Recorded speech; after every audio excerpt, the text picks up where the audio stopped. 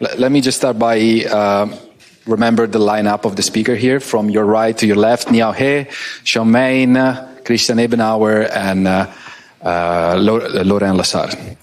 Okay, so before starting, help me out giving another generous round of applause for the invited speakers.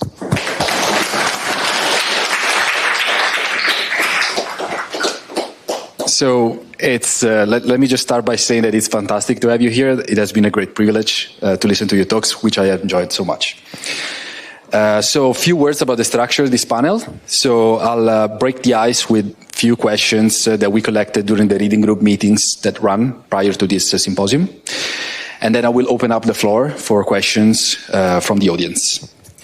And I was informed last time that there is actually exists an order to respond to the question, and it's a tradition of ETH, and essentially it's decreasing with respect to the geographical distance of the affiliation of the speakers. So in this case would be, I run some numbers on Google Earth, apparently Meyn first, Laurent Lessard, Ebenbauer, Niao, that of course from here. Okay, so let me just jump right into it with the first question. So the common thread of this symposium is the use of systems and control theory for analyzing and designing algorithms.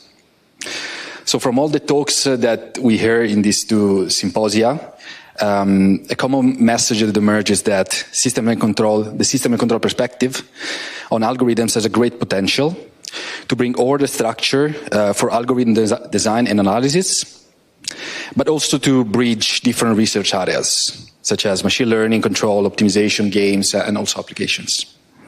So however, both algorithms and control theory are not new, and actually have been extensively studied in the past, and oftentimes intersecting and crossbreeding. So the first question, recall the last slide that Florian presented, and it's about an historical perspective of systems theory and algorithms. So is this a golden age or just another hype cycle?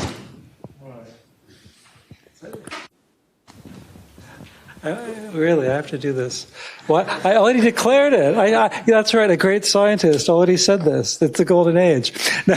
Now, why do I say that? I mean, it's just, think about the history of neural networks.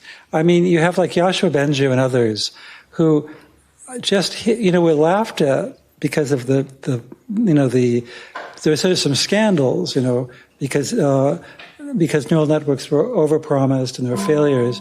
But people like Yoshua Bengio just went off and turned knobs until they could get it to work, and then convinced manufacturers to make specialized hardware.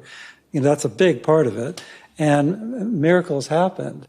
And then that excitement just brought us all in, and the science is being created, which is so exciting. I mean, the fact that, you can get real insights on neural network training based on concepts from control, passivity, all of that, that is damned exciting. And it's going to lead to new architectures, new algorithms. I mean, it's got to be a golden age. It's just, I can feel it. So the answer to me is yes. And just for those reasons. I mean, but the thing is I'm taking too much time, I guess, but we have to say that the first thing is the persistence of these pioneers, even when they were being laughed at, and then the incredible computer engineers who make things happen, and then the hardware, and they create this playground for us, and we get to run in and then improve it, and come up with a new generation. It's very exciting. I think my opinion is that it is a golden age, but I would like to add a caveat to that. I think that my experience in sort of trying to be a bridge between communities and having sort of one foot in controls and one foot in optimization, and trying to give talks where the audience may not know controls at all, I find that a lot of the concepts that people that study controls take for granted, or that seem very intuitive to us, are not intuitive to most people. And I think there really is a pretty big language barrier, if you want to call it that. And so the fact that we have had these amazing tools for robust control for a very long time, and only we know about them, I think is a problem, and it's something that we actually have to work actively to address. It's not enough to have great ideas if we just share them with each other. I think it's important to share them outside our community, but it's also important to do that in a way that other people understand us. So, and I think to do that, we have to kind of meet them halfway. We have to speak a language that they can understand. And I think that has been a perennial challenge for controls. So I think that unless we address that, it will just be a flash in the pan. But I think it has a lot of potential as long as we can communicate and disseminate properly. Yeah, I think there's also a good chance that it's becoming a gold age, but I think from the control point of view, it's a very interesting field because algorithms are becoming more complex. I'm not an expert, but if I look at neural networks, the Adam algorithm or something like this, the dynamics is more complex. And that is, of course, what helps us to bring in control theory and dynamical systems theory.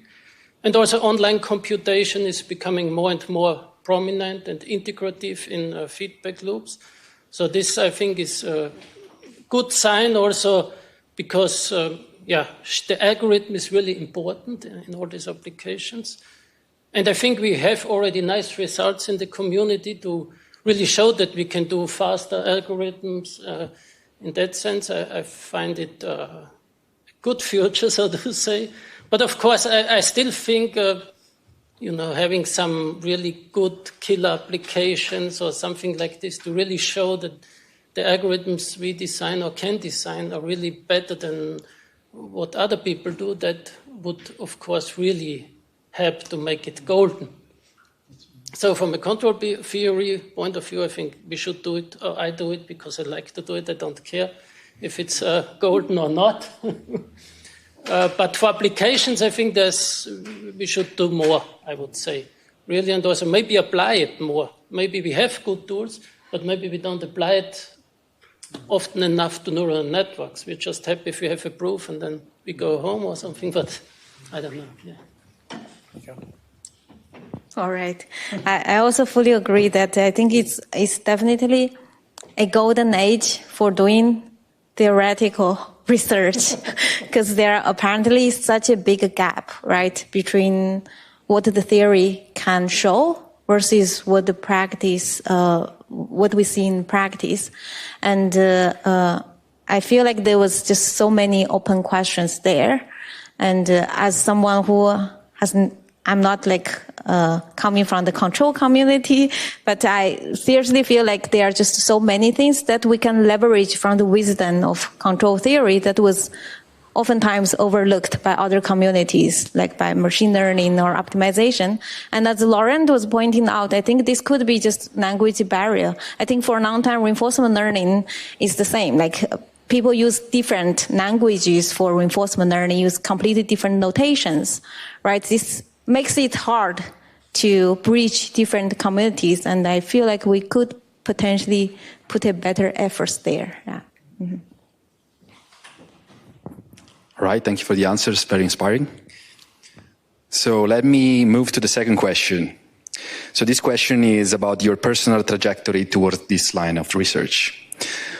What motivated you in the first place to approach optimization machine learning from the system theoretic angle?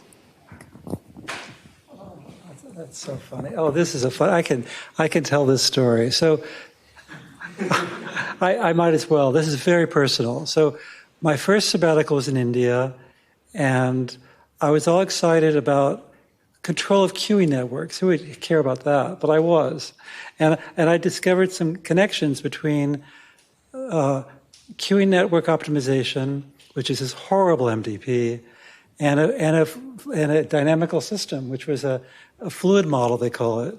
And it turned out the value functions are approximately the same. And computers were just getting fast enough. So the late 90s, I could do a simulation and compute the value functions. They almost were the same. And I almost went nuts, And then I went to India and I gave lectures on this with Vivek Borkar. And he said, wow, you could apply that to stochastic approximation. And so we wrote a paper, the paper that was referred to. And when I got back, and a year later, I was invited to come to Berlin, where I met Christoph Schutte and Wilhelm Wiesinger, and they said, "Oh wow, you could apply some of those techniques." So the thing is, it was in the air in the late '90s and all that, and so it's just I've been sort of swimming in it and sort of laughed at too, because the fluid model thing, nobody ever took it seriously. I still believe in it with queuing networks. I still believe, but I never was able to sell it. And it's as you say, it's very hard to talk across fields. And I feel like I'm talking too much, but it's just like we take it for granted that we take idealized models for design, and then we have a translation step for implementation. Control people do that for a living. Try to take that to people making semiconductors, and tell them, "Oh, I'm going to take a fluid model and control your." You don't tell them. If you tell them what you're thinking, they'll kick you out of the room. You have to somehow do large-scale demonstration projects in private. It's really tough. We have a tough job because we have a culture that seems very eccentric to outsiders. That's what I've learned over and over again. Not just there.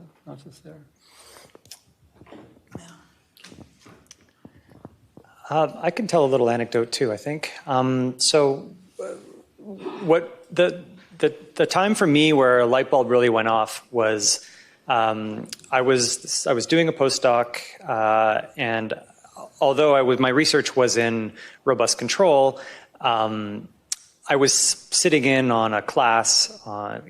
Everybody was telling me, "Oh, machine learning is the next big thing," and so I thought, "All right, let's listen in and see what it's all about." And I was sitting in on a class about large-scale optimization algorithms for machine learning. I had a lot of buzzwords in the title, and I thought this should be interesting. And what really shocked me about the whole thing is that it seemed like every day we were talking about a new optimization algorithm and proving something about it, and then the next day we would move on to another algorithm and prove something else about that, and then it seemed the techniques were a little bit different, but then at the end of the day, I kept asking myself, what are we actually learning here? I mean, it seems like there's all these different algorithms, and sometimes this one works and sometimes that one works, so we should learn lots of them. And my control brain couldn't wrap my head around why we were doing things this way. I looked at it and I said, nobody does this for controls. Nobody says, "Oh, well, in my bag I have 5 different controllers and I'm just going to try all 5 and see which one works better for making sure the plane doesn't crash." Nobody ever says that. You design the controller for the task, and that is a very natural way of problem solving in my mind. And so when I saw this, I couldn't help but think there has to be some way that we could automate this, some way that we could, instead of having all these different algorithms and, because so-and-so discovered it, it's going to have their name.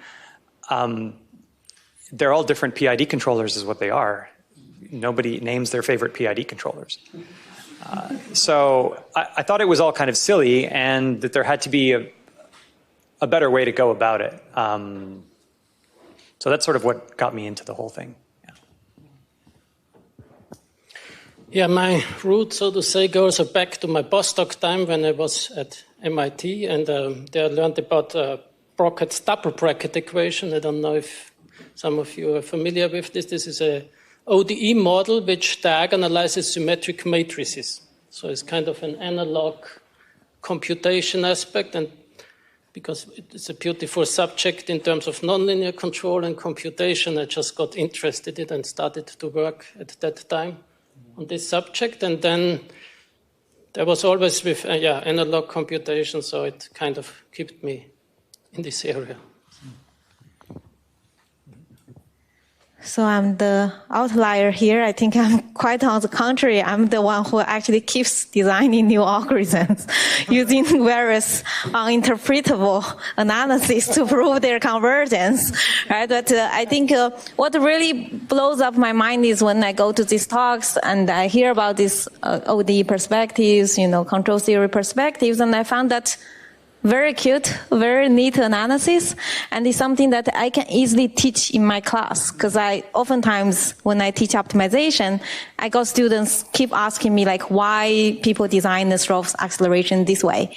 Can you ask Nestrov? I asked him there, but he couldn't give me a clear answer either, right? So, and I feel like this type of tools really helps you to easily prove it within one page of slide, and you can really explained very well. So this eventually kind of grows into some of my side hobbies of doing research. Like I wouldn't say this is the main focus of my research, but it's always something that I find mathematically very elegant and appealing. Yeah.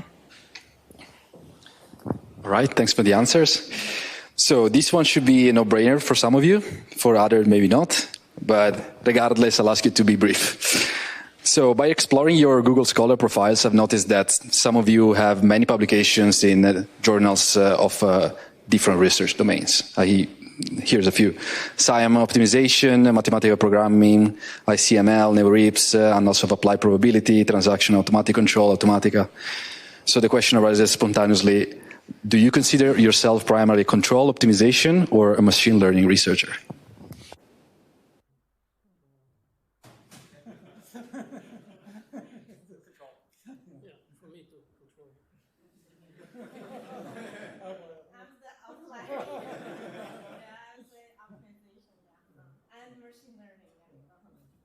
Otherwise, I would lose my job. We found them all. All right, so I think this is a good moment to open up the floor for questions from the audience. Do we have any? You all here? Okay.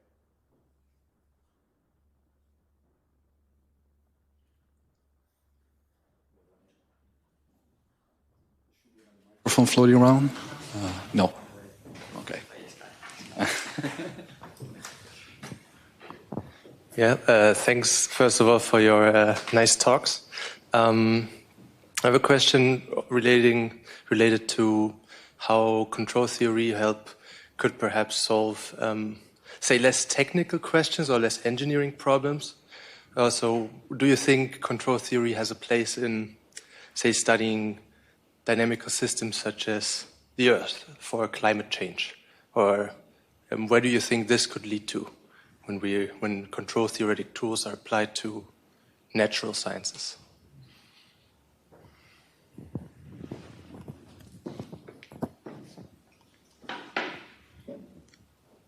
We can break the order of answering. Yeah? I don't know if I'm qualified to answer. Does anybody have a question? No. Please.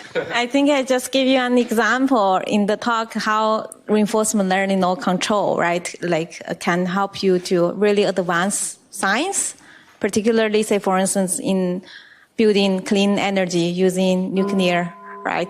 So there, I think the question one should be asking is what applications is really promising, right?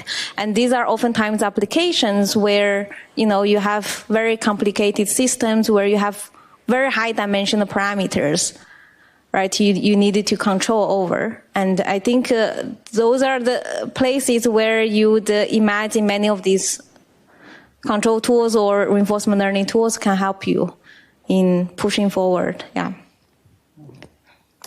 Yeah. I mean, I will say this, you need inputs, So the best example would be economics, right? And I'd say it's used a lot, so, Tom Sargent's a wonderful guy and he uses a lot of robust control, but it's because he has a goal of proving that free markets will make us all prosper. But if we were allowed to really get in the room, we could probably design policy that would be much more robust and work much better if we were allowed in. But politics stops us. And the same is with energy. I mean, we could do wonderful things. It could be like the communication revolution if we were allowed in the room, but the entrenched people have so much power we can't break in. So that's the trouble we have, is breaking through the barriers to be able to, apply our techniques.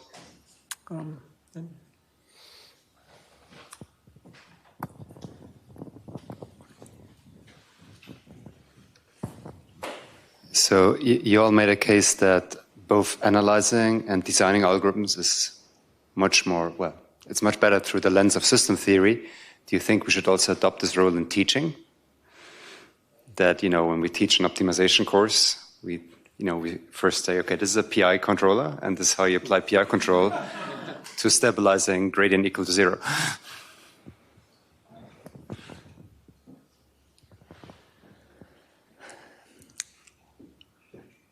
That's an excellent question.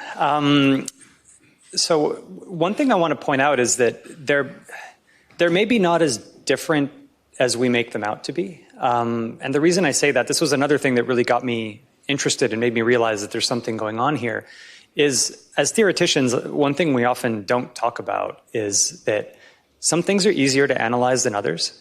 And oftentimes when we discover something, it's because we were able to prove interesting or useful properties about it. And not necessarily because the thing we discovered is inherently useful, just because we could say something useful about it. You know, when I was doing my homework and studying robust control, you know, in Leray systems, when you have a linear system in feedback with a static nonlinearity, usually you assume something about the static nonlinearity and you say, well, what can I prove? What conditions do I need to impose on the system so that I can guarantee stability? So what sorts of conditions might people put in? Well, the most popular ones are things like, well, what if the nonlinearity is sector bounded? What if it's sector bounded and slope restricted?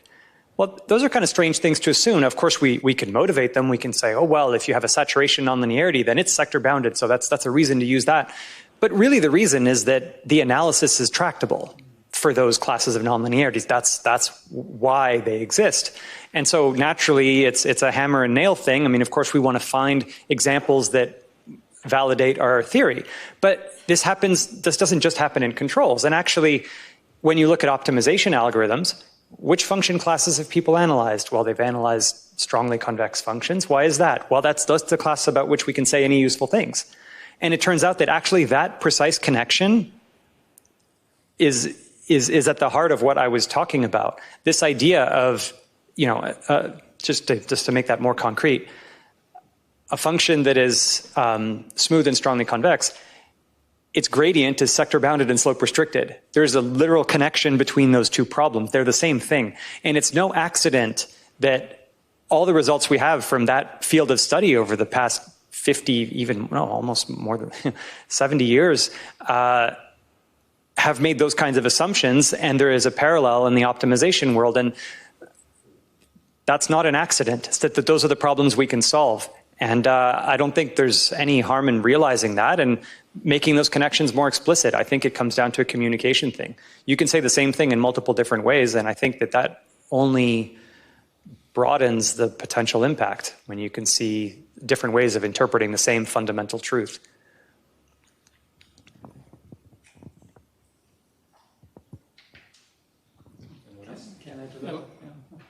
Maybe, I don't know if I would talk about BI control, but I think it's, as you mentioned, important that kind of if we prove convergence of an algorithm, that we just say it's a Lyapunov argument, right? Pointing out these common things, these standard tools with using control, that they are also very relevant for algorithm design.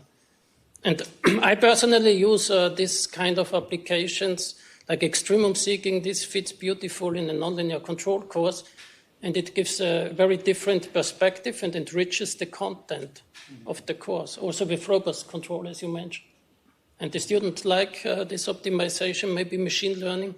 So this is just enriches also the field of applications. So.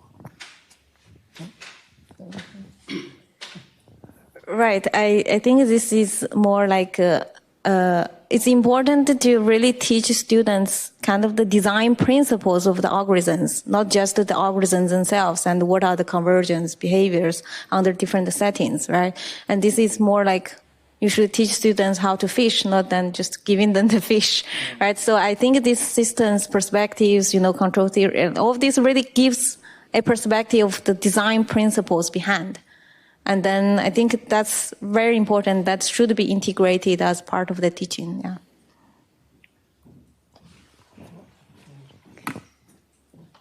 Do you want to take it now? Okay. Other questions? John. I can venture one, I guess. So all the discussion up to now has been sort of on algorithms that were developed on conventional computing platforms. A couple of times, different things came up about hardware and accelerators. And so I was wondering, given that hardware is moving, and is moving in all sorts of directions, like in the quantum direction, in the spiking neural network direction, parallelism, and so on. What kind of system theory should we be looking at to analyze algorithms on these novel hardware platforms that are emerging?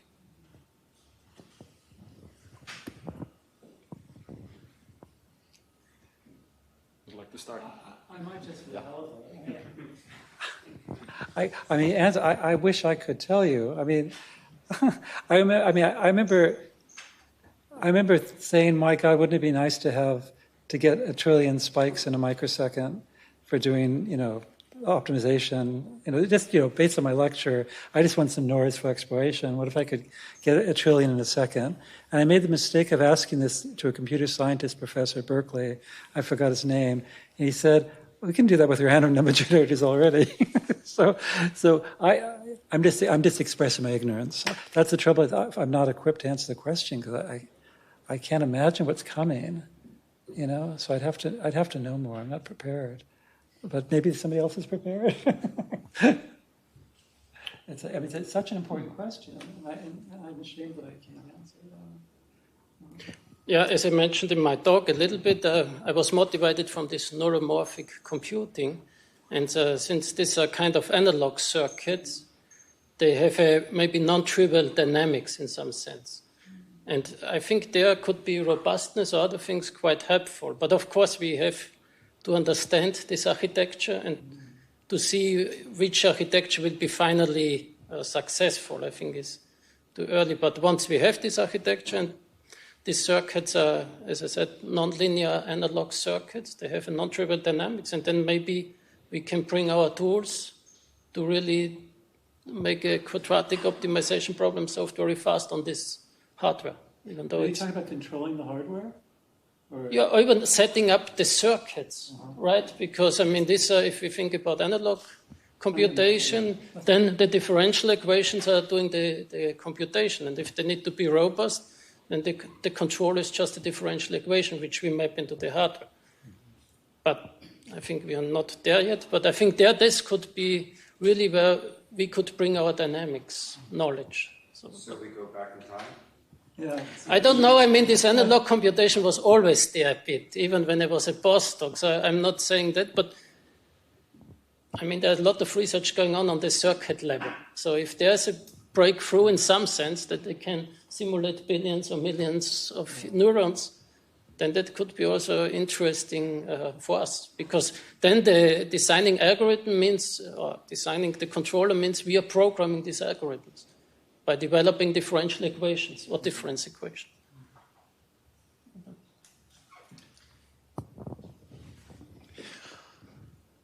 All right, I can take over with another question. So are people from the industry side or from other research communities actually interested in what we're discussing here today? And what should we do as a research community to catch more of their attention?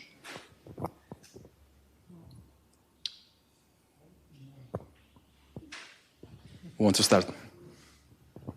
I'm going to sound like a broken record here, but I really do think we should spend a lot of energy on communicating these ideas and disseminating them properly. I do feel like controls can be a bit of an echo chamber because we give talks to other controls people and we all understand each other and everything is great. But I think we often fail to realize just how little controls exists outside of our controls classrooms. I think it's really important for us to actually sit down with people from industry and ask them about their problems and try to meet them halfway, not just throw controls jargon at them. I think it's going to require a collective effort. I think everybody can do their part, but I don't think it's simple.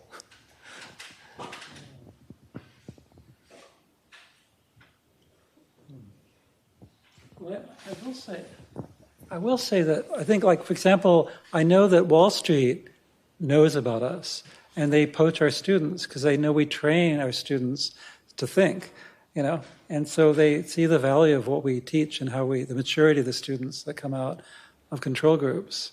But then, and they might apply control concepts, but it's the invisibility. They end up getting absorbed in Wall Street, and their impact is never recorded as control contributions. So how do we get around that?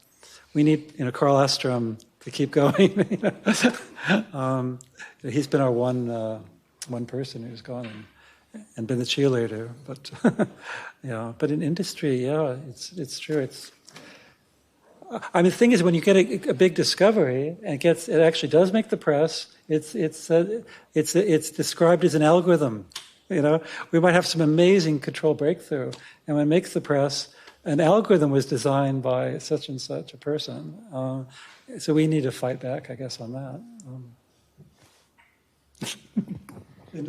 Industry, I thought quite on the contrary, like industry use extensively control, right? If you talk about comparing control with reinforcement learning, no one uses reinforcement learning in industry, right? People use control all the time still. Like if you talk about Boston Dynamics, they use MPC, they don't use reinforcement learning, right? If you talk about Uber, all of these big giants, like they use inventory control, they don't use reinforcement learning, right?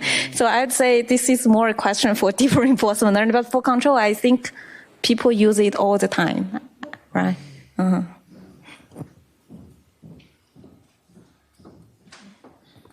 Right, thank you. So we have time for another quick one from the audience. I can ask my quick one again. Okay. So I had a quick question last time, but nobody could answer it. You're limited to a one-word answer. Is there any algorithm out there which you would really love to be able to analyze through the lens of system theory?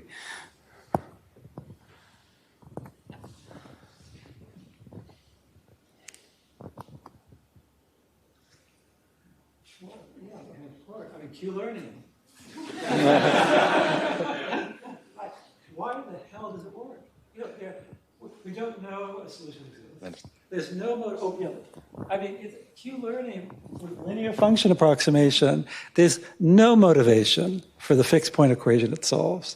None. There's no guarantee that a root exists. And then there's our conditions for stability, but they're very fragile. And yet it always works. The counterexamples are kind of silly. It always works. It's just, why does it always work? And give a reason, and usually give a reasonable answer.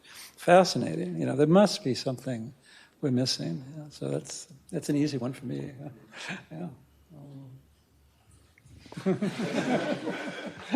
No, I think there are a couple of algorithms also what they use in neural network training, which would be nice to understand. And I think there's a lot of research going on why they find the global minima and so on. Of course, it's a very difficult question, and they don't fit in this Lurie setup. But I think that would be very beneficial if we get a handle on such problems.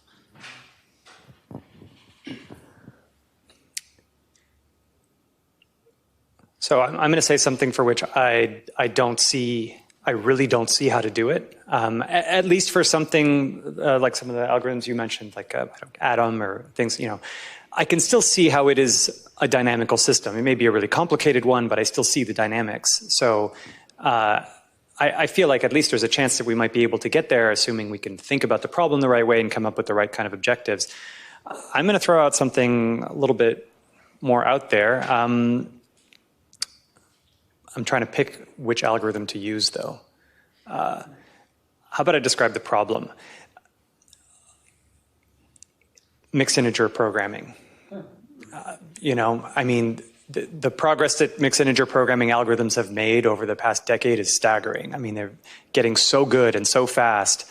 And it used to be that the mentality was, well, unless it's convex, then it's just going to be a hard problem. Don't worry about it. And I think that may have been true a while ago, but it's not true anymore. We can solve fairly large-scale problems, and just because the worst-case instances are NP hard, that doesn't mean that cases of practical interest can't be solved readily and frequently. But as far as I know, all the methods that solve these kinds of problems are highly guarded industry secrets, the ones that work really well. And so it's really hard to crack that. And they're not something I would consider a dynamical system. I guess they're doing something that's taking progress towards the solution, but I don't know how to think about that. Yeah.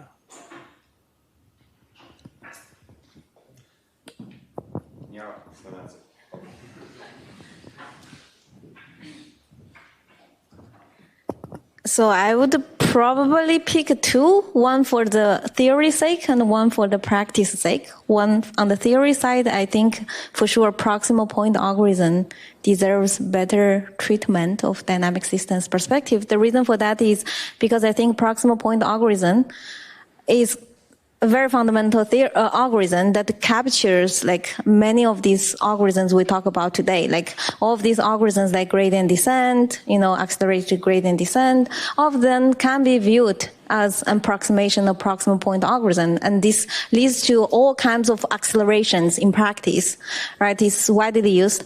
The other more on the practice side, like back to what Laurent was saying, it's more like adaptive methods like ADAM, right? This algorithm, everybody use it, and people know that it doesn't converge in the worst case, even for simple models, right? It doesn't converge, but it doesn't prevent that it has more than 100,000 citations in less than 10 years. And it's really because it works well in practice, although in theory it doesn't work, right? And we have been using this ADAM for reinforcement learning, for training GAMs, for many applications. It just works. It works much better than all of your carefully, sophisticatedly designed algorithms like variance-reduced methods, all of these fancy algorithms you come up with and then you do experiments. They just work so much better than your algorithm, right? This is kind of frustrating for someone who works on theory, but I think that for sure, there's a big mystery there, like what's really going on with those adaptive methods. Mm-hmm. All right, so we run out of time. I suggest to close it here. Thanks a lot, everybody, for joining, and let's give it up once more for the invited speakers.